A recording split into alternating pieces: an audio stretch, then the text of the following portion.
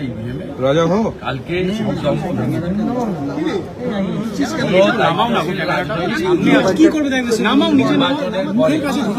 গণনার আগে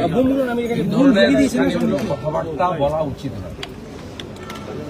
আসল কথা সংগ্রাম বা লড়াইয়ের মধ্য দিয়ে আসেনি বা উত্থান হয়নি, যারা সংগ্রাম বা উত্থান পতনের কোনো সাক্ষী ছিল না, সবসময় যারা মানে রাজনীতির রাজভোগ খেয়ে এসেছে তারাই এই ধরনের ঔদ্ধত্য প্রকাশ করতে পারে।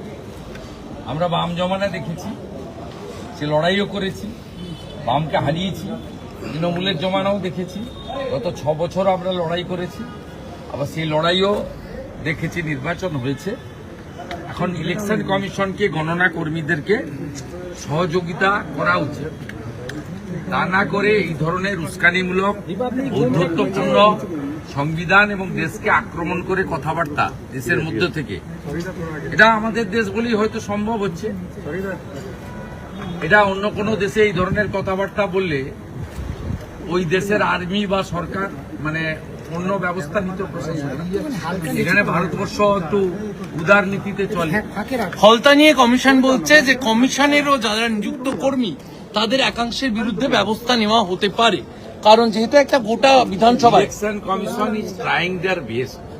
পুরো প্রক্রিয়াটা নিচের তলাতে অনেক রকম ঝামেলা আছে। এই সেকশন অব দি অফিসার্স যারা সুবিধা ভোগ করেছে তারা তো যেন তেন প্রকারণে তৃণমূলকে রাখতে চায়, পারলে ইভিএম ভেঙে দিয়েও রাখতে চায়।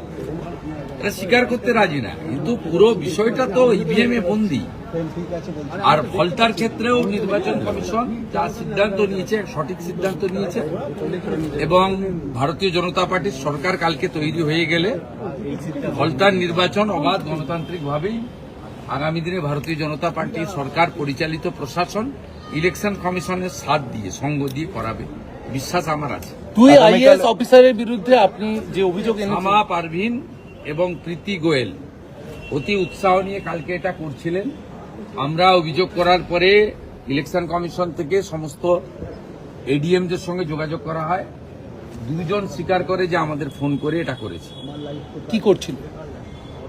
ভারতীয় জনতা পার্টির কাউন্টিং এজেন্টদের নামের তালিকা, অ্যাড্রেস, ফোন নাম্বার ইত্যাদি সংগ্রহ করছিল তৃণমূল কংগ্রেসকে দেওয়ার জন্য।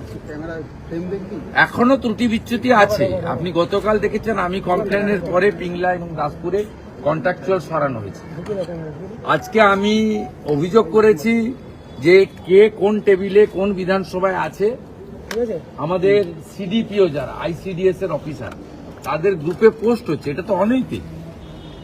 এক্ষুনি আমি ইলেকশন কমিশনকে পাঠালাম, এসডিও তুফানগঞ্জ তারা কন্ট্রাকচুয়ালদেরকে ডেকেছে সকালবেলা ডিউটি করার জন্য। কত আটকাবেন আপনি, কত আটকাবেন? এদের তো একটা শ্রেণীর লোক, এরা এইসব কাণ্ড কারখানা করে চলেছে। ন্যাচারালি এদেরকে আটকানোর জন্য আমাদেরকে লড়াই করতে হচ্ছে পদে পদে। আমি আর নামগুলো বলে দিচ্ছি। তুফানগঞ্জের এসডিও করেছে।